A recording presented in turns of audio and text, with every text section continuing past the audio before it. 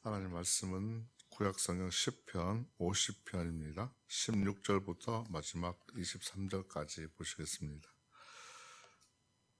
10편 50편 16절부터 23절까지 말씀입니다.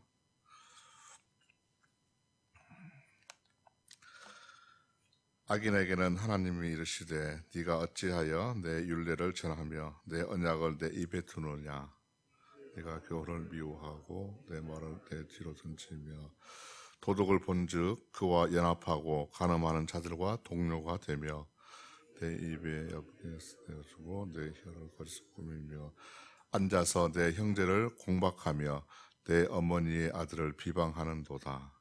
네가 이 일을 행하여도 네가 잠잠하였더니 네가 나를 도와 줄 생각하였도다. 그러나 내가 너를 책망하여 네 죄를 내 눈앞에 낱낱이 드러내리라 하시는도다. 하나님을 잊어버린 너희여 이제 이를 생각하라. 그렇지 아니하면 내가 너희를 찢으리니 건질 자 없으리라. 감사로 제사를 드리는 자가 나를 영화롭게 하나니 그의 행위를 옳게 하는 자에게 내가 하나님의 구원을 보이리라. 아멘. 어제 50편 시 앞부분을 읽었습니다. 오늘은 이제 뒷부분인데요. 시편 50편은 하나님을 예배하는 그 예배자들에게 주시는 그 말씀입니다. 우리가 하나님을 예배하기에 하나님께서 기쁘시게 받으시는 예배가 되어야 하는 것이죠. 그렇다면 하나님께서 어떤 예배를 원하실까 하는 것이 오늘 말씀의 주제가 되겠습니다. 먼저 이제 16절부터 읽었는데 21절까지 보시면 하나님께서는 악인을 책망하시는 내용이 먼저 나오게 되겠습니다. 16절 보니까 하나님께서 악인을 향해서 네가 어찌하여 내 율례를 전하며 내 언약을 내 입에 두느냐라고 말씀을 하십니다. 하나님을 진심으로 경외하지 않으면서도 입으로 하나님의 율법을 말하고 또 진심이 아닌 형식적으로 율법을 가르치는 것을 말씀하고 계십니다. 악인들이 하나님을 경외하지 않으면서 하나님의 말씀을 가르치는 이유가 뭘까요? 하나님의 말씀이 자기에게 유익이 되기 때문에 그렇습니다. 말씀을 이용해서 자신의 욕심을 이루려고 하는 것이죠. 또 17절에 보니까 악인을 향해서 내가 교훈을 미워하고 내 말을 뒤로 던진다라고 표현을 합니다. 여기에는 악인들이 말씀을 대하는 태도가 나옵니다. 그 말씀을 대하는 태도가 두 가지가 있는데요. 하나는 먼저 하나님의 말씀을 미워하는 겁니다. 또 하나는 하나님의 말씀을 뒤로 던지는 겁니다.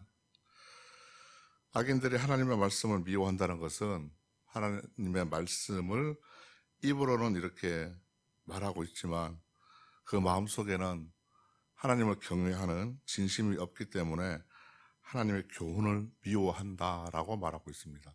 그런데 여기서요, 미워하고라고 그랬습니다.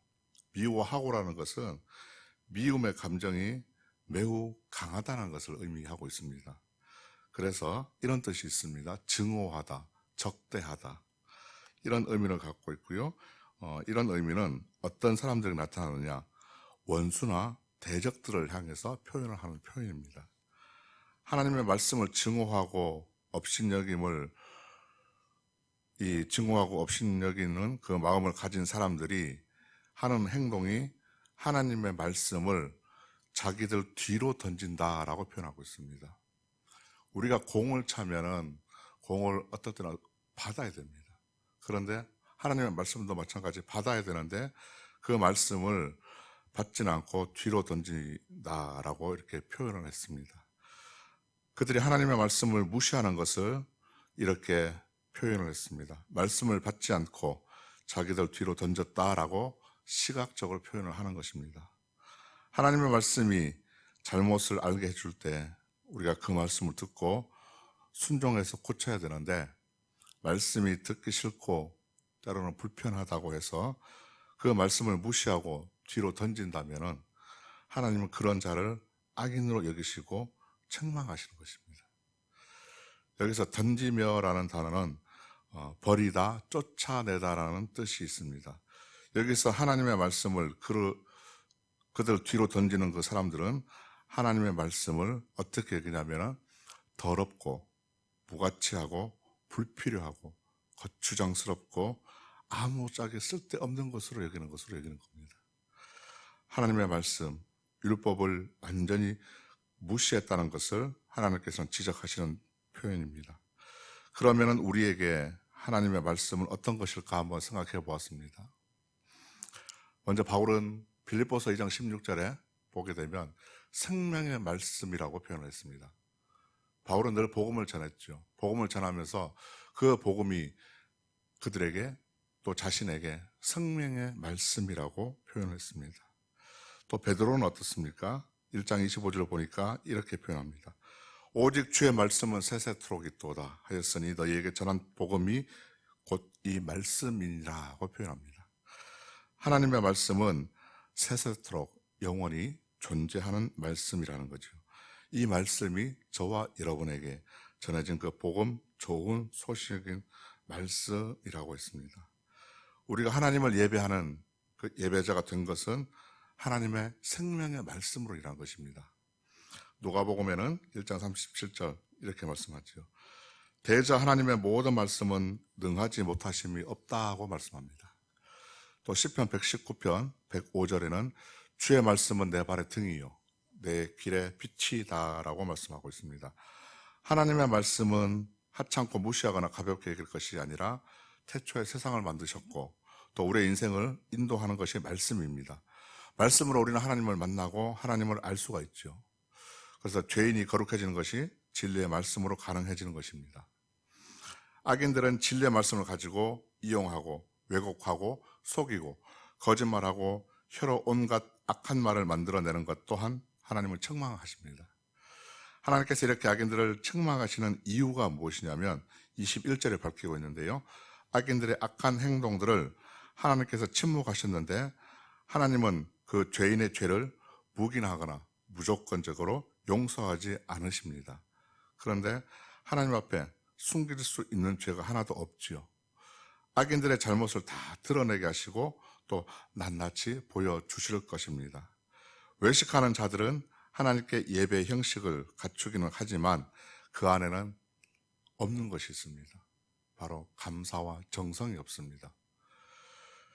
뿐만 아니라 그들은 예배와 삶이 전혀 다르죠.